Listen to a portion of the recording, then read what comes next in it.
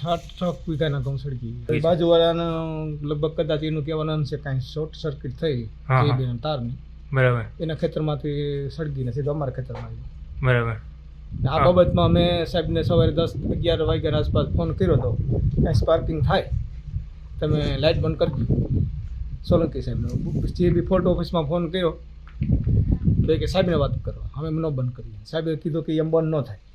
બસ તો અમે આ પૈસા માનમાં ટ્રેક્ટર હરગી જાત, હું હરગી જાત. હવે આ જે મને બેદરકારીને લીધે જે આ નુકસાન થયું, હવે એનો જવાબદાર કોણ?